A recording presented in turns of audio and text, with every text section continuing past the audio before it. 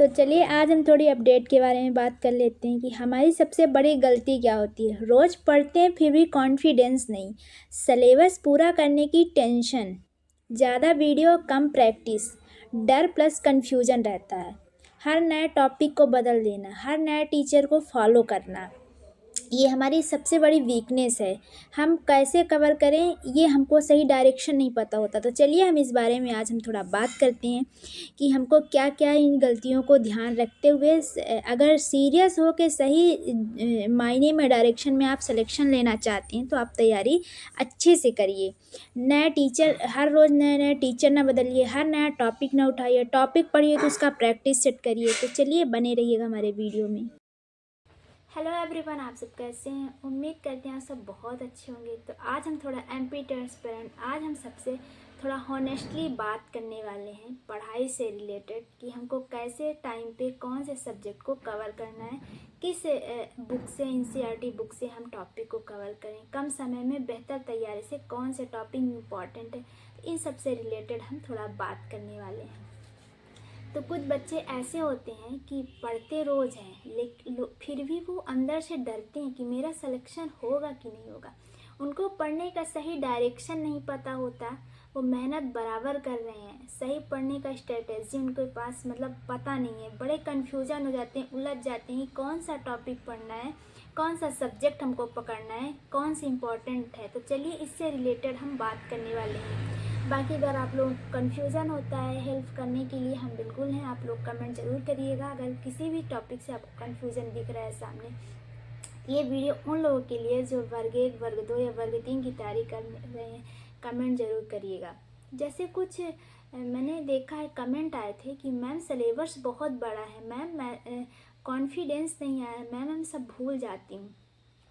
तो आपका सारा सिलेबस नहीं पढ़ना है, ठीक, पूरा संपूर्ण सिलेबस नहीं पढ़ना है, आपको सिलेक्शन वाला सिलेबस पढ़ना है। कौन सा? सिलेक्शन वाला सिलेबस पढ़ना है।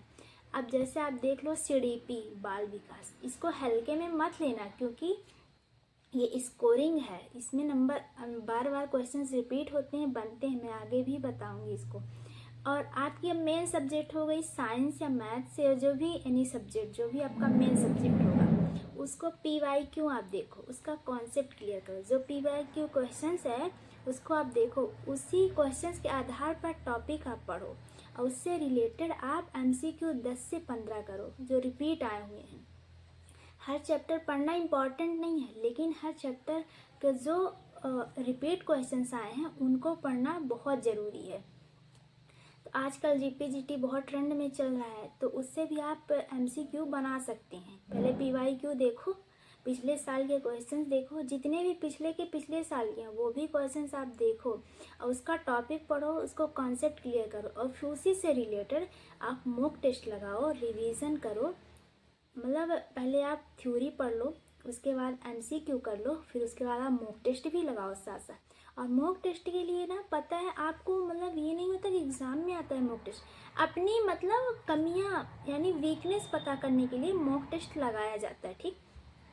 अब जैसे CDP आप ले लो बाल विकास, तो उससे जैसे कि लर्निंग थ्योरी जो है डेवलपमेंट, इससे बार बार क्वेश्चंस आते हैं, रिपीट हुए क्वेश्चंस इसमें आते हैं, तो आप लोग बिल्कुल ध्यान में रखिएगा।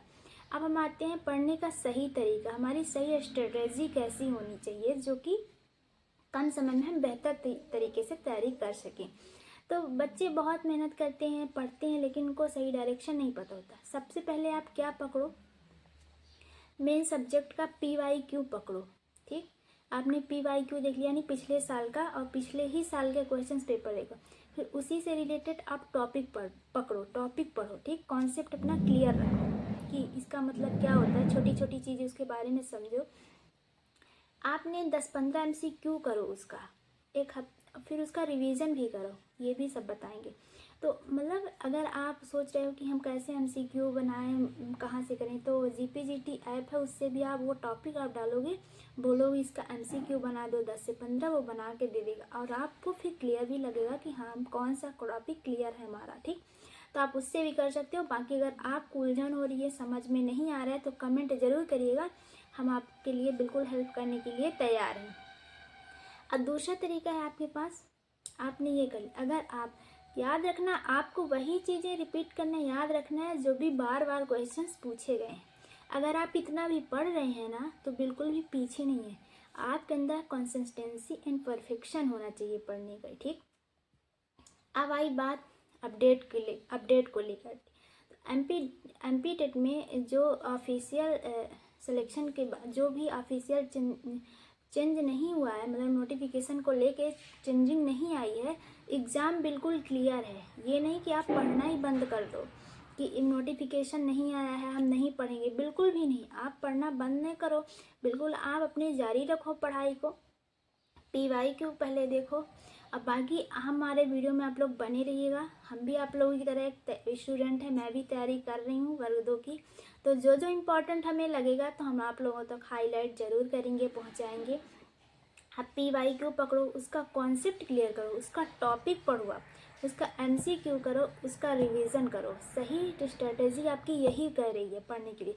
अब ये नहीं कि पूरा आप सिलेबस पकड़ लो पढ़ने के लिए, लेकिन क्या है कि उस न इधर के रह जाते हैं ना उधर। आप GK GS करंट इन सब में बिल्कुल ध्यान न रखना, क्योंकि इनका सिलेबस अंत नहीं अनंत है। कहाँ से कुछ पूछ लेगा पता नहीं, एग्ज़ाम टाइम में भी आप कवर कर लोगे या फिर 1-2 नंबर का तुक्का भी मार लोगे, क्योंकि माइनस मार्किंग नहीं होती है। आपको मेन सब्जेक्ट कवर करना है, CDP आपको कवर करना है। ये जो जनरल की चीज़ें हैं GK GS करंट जो भी है, इसमें भी एग्ज़ाम टाइम में आप कवर कर लोगे, ठीक। अब इसके बाद कुछ मन में ये सवालें पैदा उठती हैं कि जैसे घर वाले भी कहीं ना कहीं अगर पढ़ाई कर रहे बच्चा तो कहीं ना कहीं मुँह से घर वालों के भी निकल जाता है, तेरा दोस्त आगे निकल गया, तेरी फ्रेंड आगे निकल गई। फिर मन में कभी सवाल उठेगा, पूरी इतनी लाइफ हमारी निकल गई, हम अभी तक कुछ कर नहीं पाए। तो देखो, ये MP टेट का जो एग्ज़ाम है ये रेस नहीं है, ये पेशेंस है। आप पेशेंस रखो और जो लास्ट तक टिका रहेगा वही सेलेक्ट होगा, वही उसी का सिलेक्शन होगा। तो अगर मेरी वीडियो में थोड़ा भी आप लोगों को क्लियरिटी लगी होगी तो चैनल को सब्सक्राइब ज़रूर कर लीजिए, लाइक और कमेंट ज़रूर करिएगा, ताकि आप लोगों तक मैं नए ऐसे अपडेट पहुंचाती रहूँगी। और MP टेट को लेकर ऑफिशियल कोई नोटिफिकेशन अभी नहीं आई है। अगर ऐसा कुछ होता है तो सबसे पहले आप लोगों तक मैं अपडेट पहुंचाऊंगी। तो हमारी वीडियो में बने रहिएगा। अगर आप लोगों को कन्फ्यूज़न होती है, आप लोगों को नहीं समझ में आती, तो कमेंट ज़रूर करिएगा। आप लोगों के लिए हेल्प करने के लिए हम बिल्कुल तैयार हैं। तो ये रहा आज का हमारा ये अपडेट। तो चलिए हम अगले नेक्स्ट क्लास में मिलते हैं न्यू अपडेट के साथ। तो आप लोग ऐसे पढ़िए, स्वस्थ रहिए, मस्त रहिए, ट्रस्ट करते रहिए, अपनी पढ़ाई बिल्कुल बरकरार रखिए। क्योंकि समय, ये कुछ लोग ऐसे होते हैं ना कि आज नहीं कल पढ़ लेंगे, परसों पढ़ लेंगे, तो समय निकालना पड़ता है इसके लिए। नहीं, समय रोज़ आएगा, रोज़ जाएगा। जिस दिन से आप पढ़ना स्टार्ट कर दोगे ना तो आप कंसिस्टेंसी बन जाएगी, हमको हर टॉपिक को आज मतलब कवर करना ही करना है।